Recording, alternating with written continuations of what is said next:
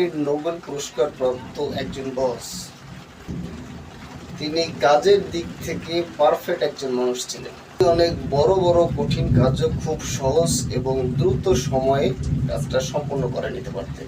বসের দ্বারা অনেক লাভবান হন এবং কোম্পানিটা অনেক দূর এগিয়ে যায়, যার কারণে কোম্পানি তাকে নোবেল পুরস্কার প্রাপ্ত বস হিসেবে স্বীকৃতি দিয়েছিল। সেই বস চাকরিতে থাকাকালীন অবস্থায় কেউ তাকে চিনত না, এমন একজন মানুষও কোম্পানির পাওয়া যেত না।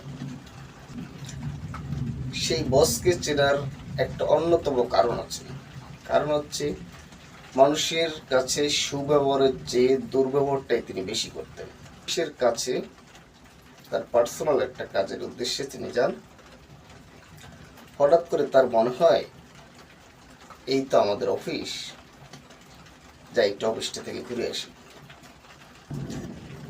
সেই অফিসে অনেক সিনিয়র কর্মকর্তা কর্মচারীরা ছিলেন, কিন্তু দুর্ভাগ্যবশত কেউ তাকে চিনতেও পারছে না এবং একটা চা পর্যন্ত অফার করেনি। কারণ কেন জানেন?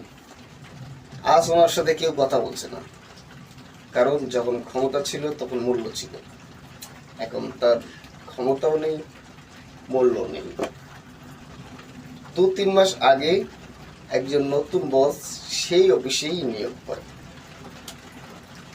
আগের বসকে তিনি ডাকলেন এবং বললেন, কি চাই আপনার, কে আপনি? তখন তিনি বললেন যে আপনি যে চেয়ারটায় বসে আছেন, এই চেয়ারটায় আমি দীর্ঘ কয়েক বছর চাকরি করেছি। এখন আমি অবসরপ্রাপ্ত। আমার পার্সোনাল একটা কাজে আমি অফিসের পাশে আমার পার্সোনাল একটা কাজ ছিল, যার কারণে আসলাম। হঠাৎ মনে হলো যে আমার অফিসটা থেকে একটু ঘুরে যাই।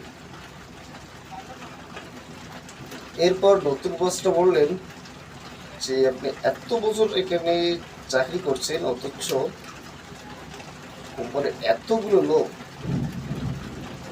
এতগুলো স্টাফ, এতগুলো কর্মকর্তা, আপনাকে কেউ চিনতেও পারলো না, একটা চা পর্যন্ত অফার করেনি কেন?